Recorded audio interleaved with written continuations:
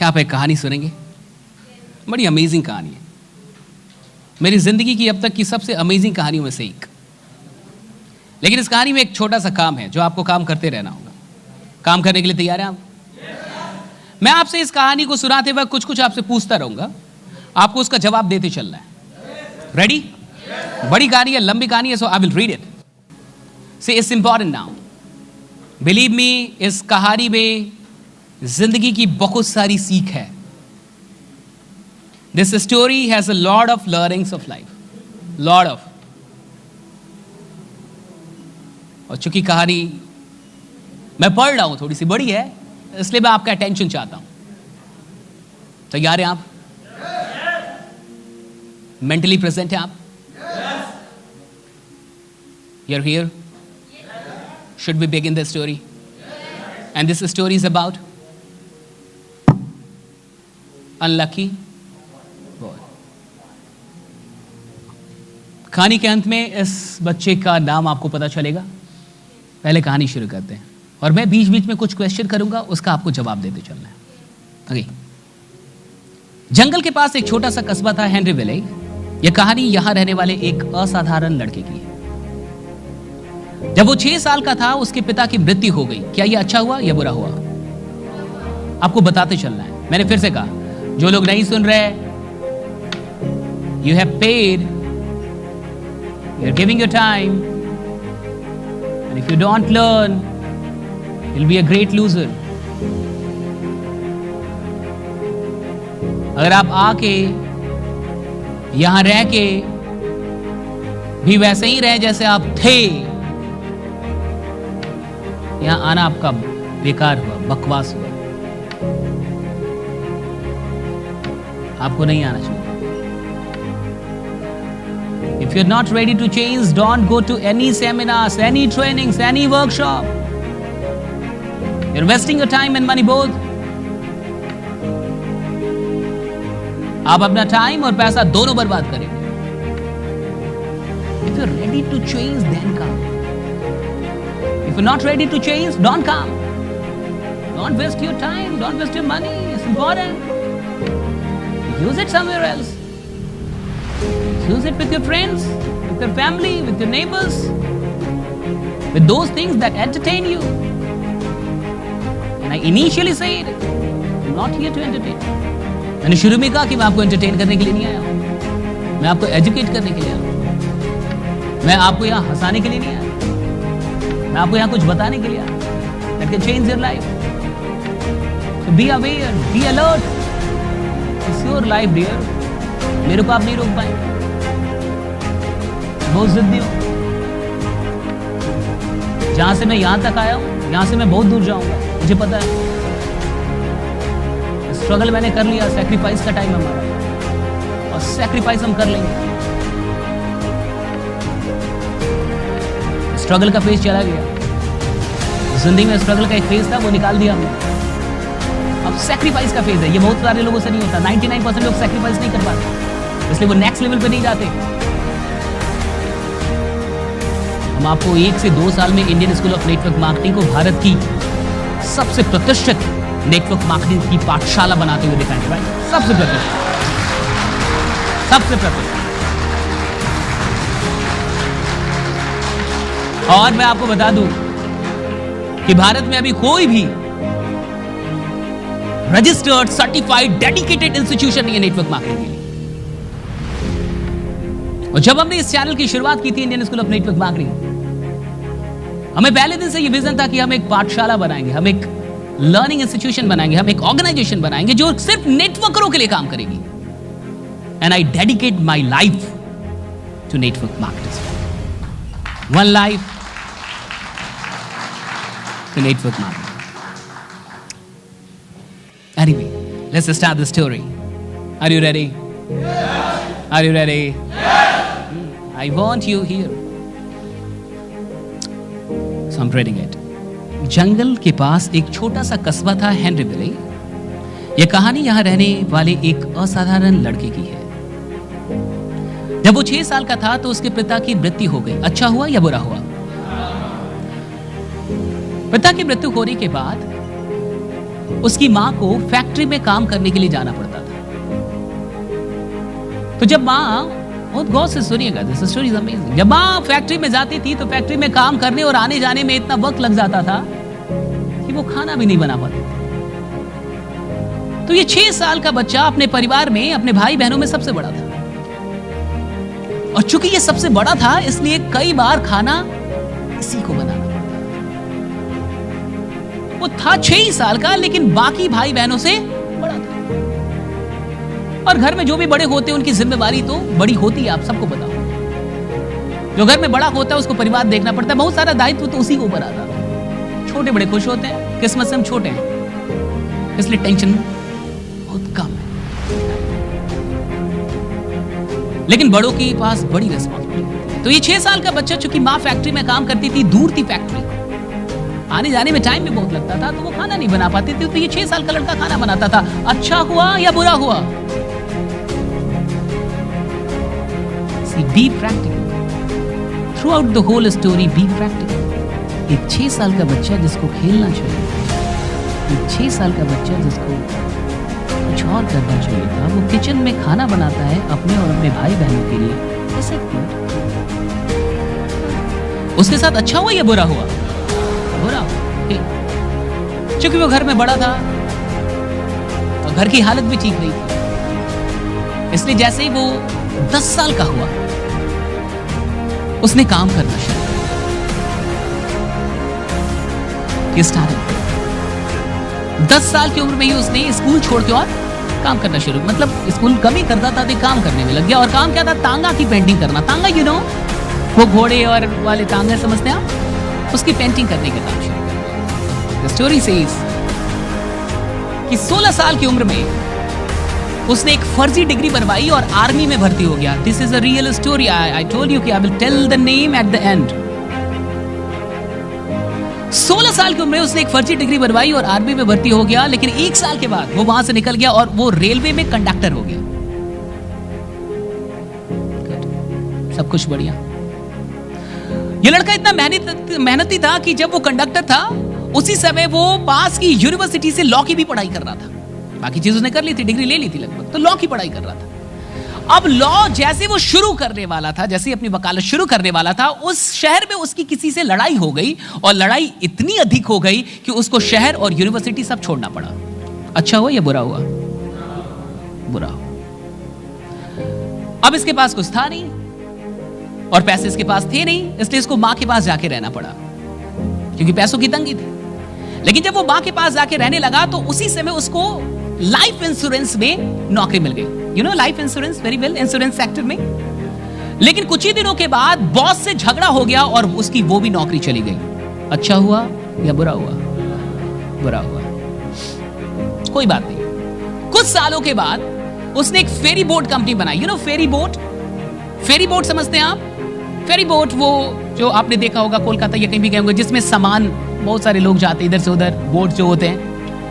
तो वो कंपनी बनाई और सबसे खुशी की बात क्या है कि ये धंधा चल पड़ा और उसको फायदा खोने लगा।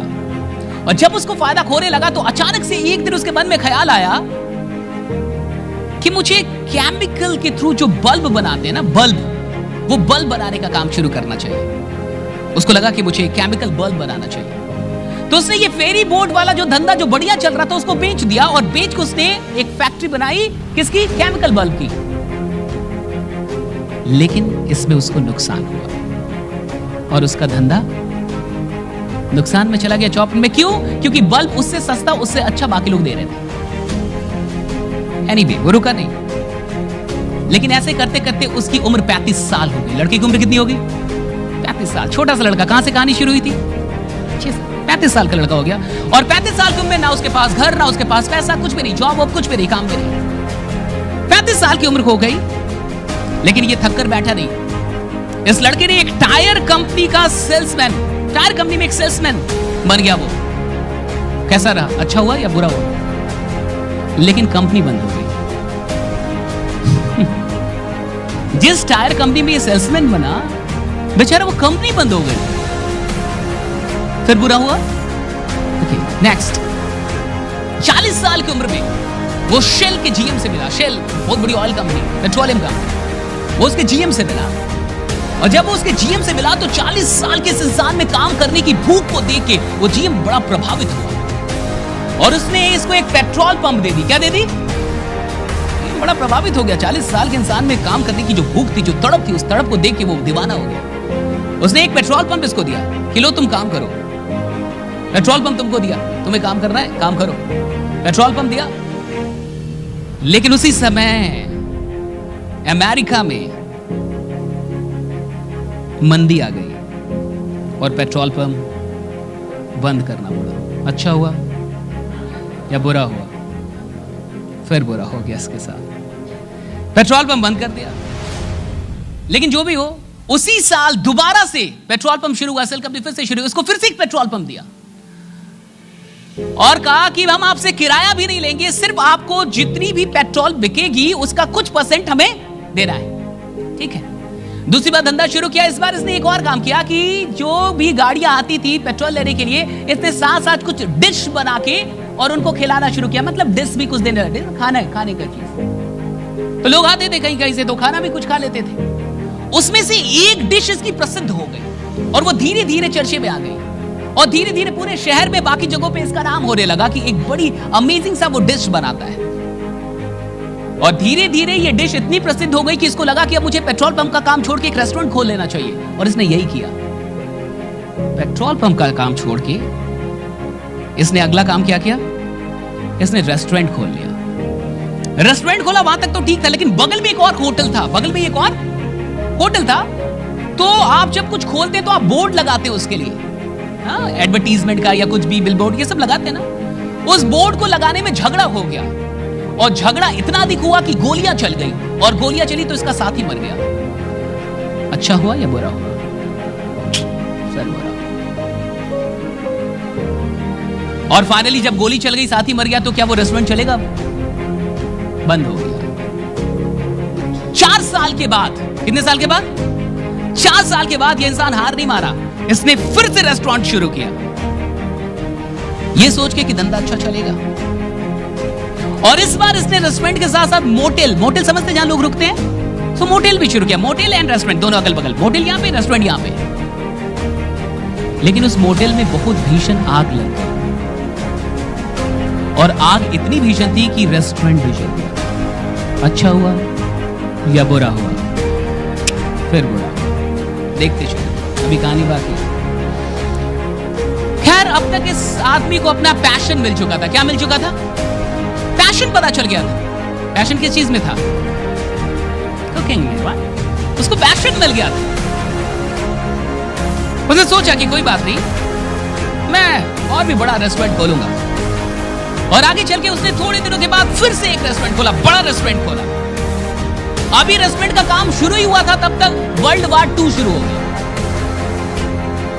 और जब विश्व युद्ध दूसरा वो शुरू हुआ तो फिर मंदी आ गई, फिर काम चौपट, फिर काम निकल गया, फिर से रेस्टोरेंट। फिर उसको बहुत घाटा हुआ, घाटे में सब कुछ बेचना पड़ा। अच्छा हुआ या बुरा हुआ? वर्ल्ड वार 2 भी उसी समय आ गया जब इसने रेस्टोरेंट खोला। एनीवे, अब इसने सोचा कि मेरे पास पैसे तो है नहीं, अब मैं करूं क्या? खैर, इसको एक चीज मिल चुकी थी कि ये कुछ अच्छा बनाता था। एक डिश थी तो फेमस हो चुकी थी, जो लोग चाहते थे। उसने सोचा कि अगर मैं इसकी रेसिपी बेच दूं तो बेचने के बाद मुझे कुछ पैसे मिल जाएंगे, और जब पैसे मिलेंगे तो मैं फिर से रेस्टोरेंट खोल सकता हूं। इसने यही किया। ये लोगों तक पहुंचा कि मेरी रेसिपी ले लो, मेरी रेसिपी ले लो, लेकिन कोई इंटरेस्टेड नहीं था इसकी रेसिपी लेने में। 1009 शेफ, रेस्टोरेंट, होटल के मालिकों से मिलने के बाद एक इंसान ने इसकी रेसिपी खरीदी। और 1009 लोगों से मिलने के बाद, रिजेक्शन मिलने के बाद, जब एक इंसान ने इसकी रेसिपी खरीदी तो उसके देखा देखी में जब उसका धंधा बढ़िया निकलने लगा तो और भी लोगों ने इसकी रेसिपी खरीद ली। इससे इसके पास फिर से पैसे आ गए और फिर से इसने अपना रेस्टोरेंट खोला।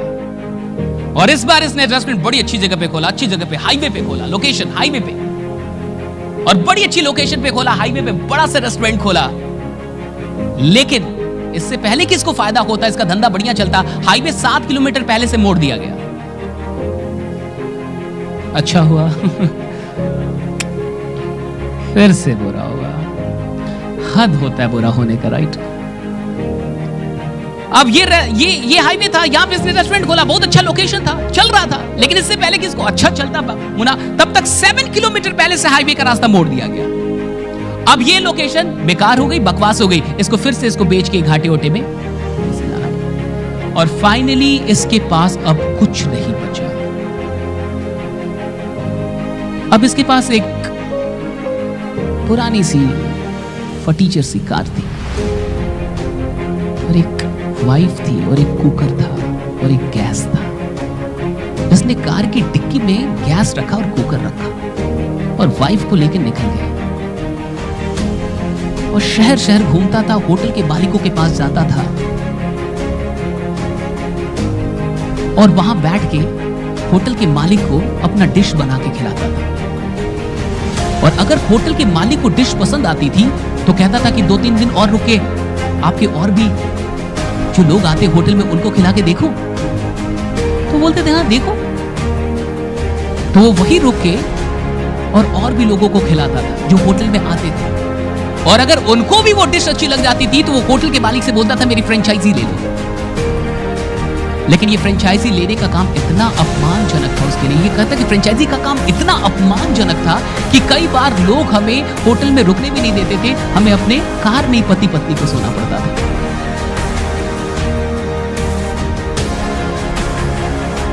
सोचिए इस इंसान ने कितनी मेहनत की, और अगले 6 साल वो अलग अलग रेस्टोरेंट और होटल के मालिकों से मिलता रहा, और फिर जाके 75 साल की उम्र में वो बना कर्नल सैंडर्स, KFC का मालिक, राइट?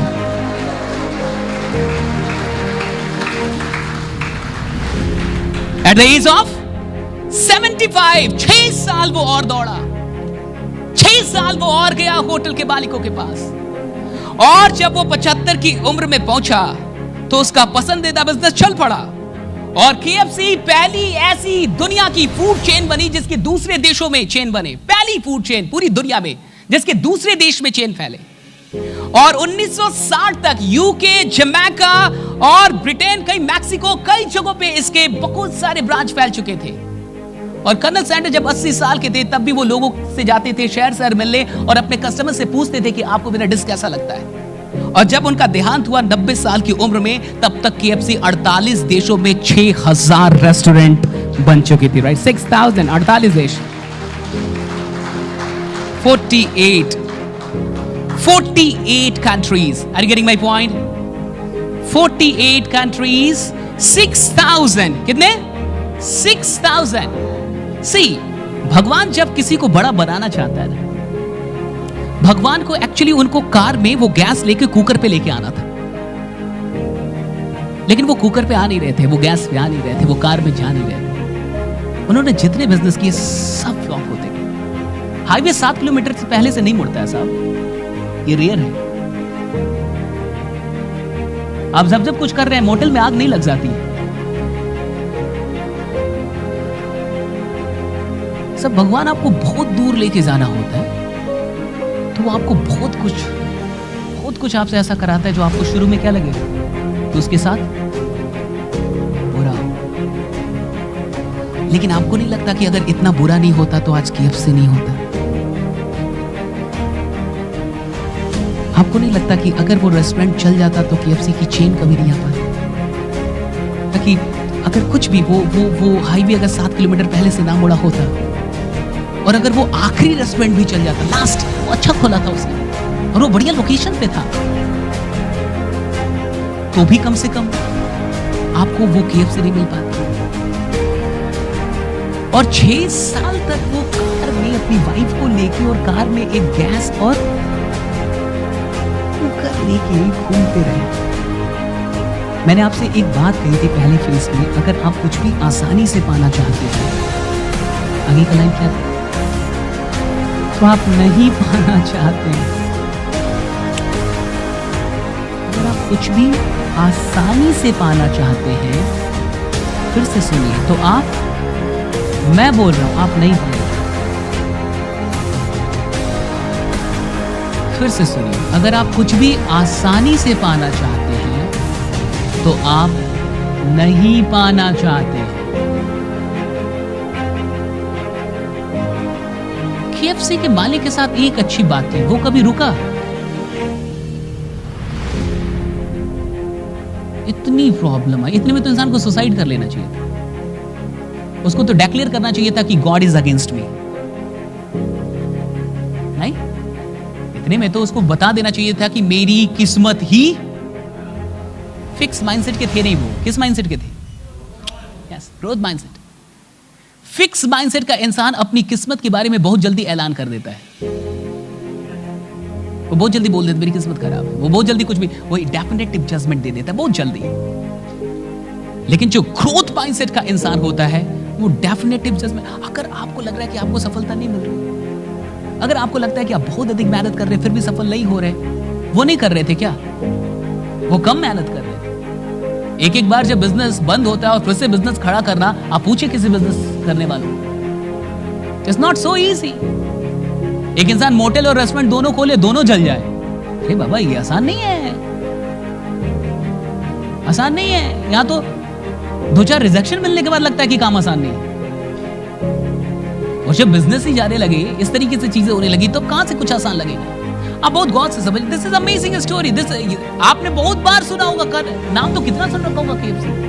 क्या आप ये पूरी कहानी जानते हैं? क्या क्या हुआ उनके साथ? मुझे लगता है कि इस स्टोरी में पूरी जिंदगी पड़ी हुई है और मुझे नहीं लगता कि इससे बढ़िया कोई कहानी हो सकती है इस बात को समझने की कि God is never against you, no matter what happens with you, right? No matter what happens with you, is never against you. वो कभी आपके अगेंस्ट नहीं होता। उसके पास हमेशा आपके लिए कुछ बेहतर होता है। वो हमेशा आपको आगे लेके जा रहा है, लेकिन कई बार आपको ऐसा लगेगा कि वो मुझे आगे लेके नहीं जा रहा, वो मुझे आगे नहीं लेके जा रहा, वो मुझे जाने नहीं दे रहा। But it's taking you। वो चाहते थे कि वो कार में पहुंचे, वो चाहते थे कि वो गैस लेके उतरे, वो चाहते थे कि वो शहर शहर जाए, क्योंकि उनको KFC बनाना था, क्योंकि उनको कुछ बड़ा बनाना था। तो वो छोटी चीजों को फेल कर रहे थे, वो हर छोटे काम में फेल होते गए, और जब कोई काम अच्छा भी होता था उसको भी बदल देते थे। एक फेरी बोट का बिजनेस बढ़िया चला था उनका, लेकिन तब तक केमिकल बल्ब बनाने का आइडिया आ गया, उसको बेच के केमिकल बल्ब की फैक्ट्री डाल दी, उनसे सस्ता कोई बना रहा, फिर फेल हो गए। सी, मैंने आपको पहले कहा कि फेथ क्रिएट्स मैजिक। अगर किसी इंसान को इतने फेलियर के बाद भी ये फेथ है, तभी तो वो गाड़ी लेके निकला होगा। सच है, उसको 2 चीज पे फेथ रहा होगा। पता है किस चीज पे? पहला अपने आप पे, दूसरा अपने प्रोडक्ट पे। उसका जो प्रोडक्ट था KFC का, जो चिकन जो वो बनाना जानते थे, उनको 2 चीज पे यानी फेथ रहा। एक तो खुद पे, उनके स्किल पे, वो यूनिक चीज थी, उस समय किसी के पास वो चीज थी नहीं। और दूसरा इस बात पे कि मेरा बिजनेस चलेगा। सी द फेथ, मेरा बिजनेस चलेगा। कोई रेसिपी लेने के लिए तैयार नहीं था। 1009 कम नहीं होता साहब। सुनने में आसान लगता है 1009। इंसान को 9 लोग रिजेक्ट करते तो उसको लगता है ये धंधा मेरे लिए नहीं है, मैं इस धंधे के लिए नहीं हूं। 9 रिजेक्शन में इंसान ये समझ जाता है ये धंधा मेरे लिए नहीं, मैं इस धंधे के लिए नहीं हूं। 1009 लोग ने तो रेसिपी लेने से इनकार कर दिया। जब उसका मोटेल जला और रेस्टोरेंट जला, तो उसके पास जब कोई पैसे नहीं बचे थे, तो उसने सोचा रेसिपी बेचूंगा तो पैसे आ जाएंगे, फिर रेस्टोरेंट खोलूंगा। यही करना था उसको। लेकिन वो जब रेसिपी बेचने निकला, कोई इंटरेस्टेड नहीं था खरीदने में।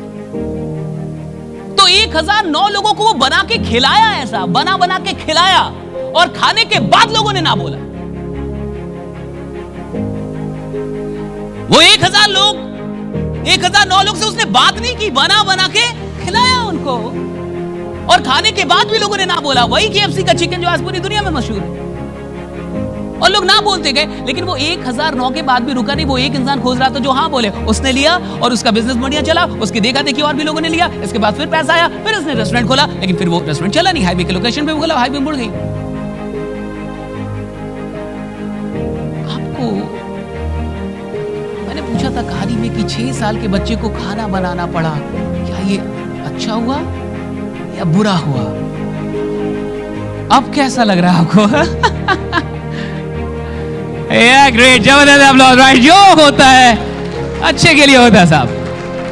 सोचे, बट ये हम कहानी को अंत से शुरू की तरफ देख रहे हैं तो लग रहा है, am I right that way? लेकिन जब हम शुरू से आ रहे थे तो कहानी कुछ और लग रही थी।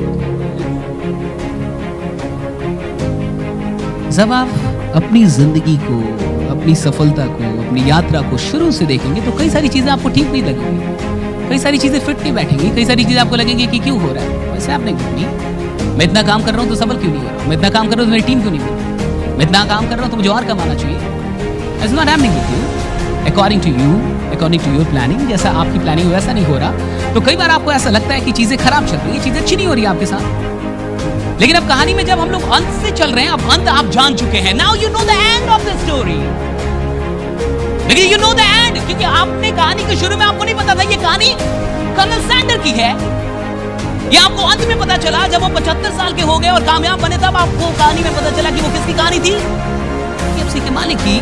और चूंकि अब आप चाहे, और अब हम लोग जब शुरू में चलते और यहाँ पे बात करते हैं कि 6 साल के लड़के को खाना बनाना पड़ा, अच्छा था ये बुरा था, अच्छा था, क्योंकि अगर वो 6 साल का बच्चा खाना नहीं बना था तो कर्नल सैंडर कभी पैदा ही नहीं होगा, क्योंकि वो 6 साल की उम्र में उसको खाना बनाना पड़ा था। सही कहानी को जब आप पीछे से देख रहे हैं, जब इधर से देख रहे हैं तो एकदम अलग व्यू दिख रहा है कहानी का, एकदम अलग। अभी हम लोग जब शुरू कर रहे थे तो हमें लग रहा था कि माँ को फैक्ट्री में जाना पड़ता, कई लोग के मन में आया होगा कि माँ को बना के जाना चाहिए था। कैसी माँ है भला, 6 साल के बच्चे को कोई भेजता है किचन में? क्या माँ औरतें हैं, उनको पता है कि कितना खराब है ये, तो बना के क्यों नहीं जाती? कि भाई 6 साल का बच्चा और उसको किचन में भेजना, और सिर्फ अपने लिए ना बनाना, अपने भाई बहन के लिए भी बनाना, इनजस्टिस, ये तो अन्याय है। लेकिन आप बताइए, वो इनजस्टिस ना होता तो क्या वो पैशन, वो खाना बनाने वाली चीज कभी उनको वो आती उनके ब्लड में? तो विपत्ति में जो चीज भी आपके ऊपर आई है और आप जो कुछ भी कर रहे हैं, उसका आगे चल के कुछ बड़ा फायदा निकल सकता है, कुछ ना कुछ छुपा हो सकता है, अगर कहानी का एंड हो पाए तो। कंडीशन इज दिस, क्योंकि बहुत लोग तो एंड होने नहीं देते ना। इसका एंड ऐसे भी तो हो सकता था कि मैं सुसाइड करने जा रहा हूं, तो हमारे पास ऐसी कोई कहानी नहीं होती, क्योंकि ऐसी सैकड़ों कहानियां होती हैं जहां कहानी का एंड लोग अपने तरीके से कर लेते हैं।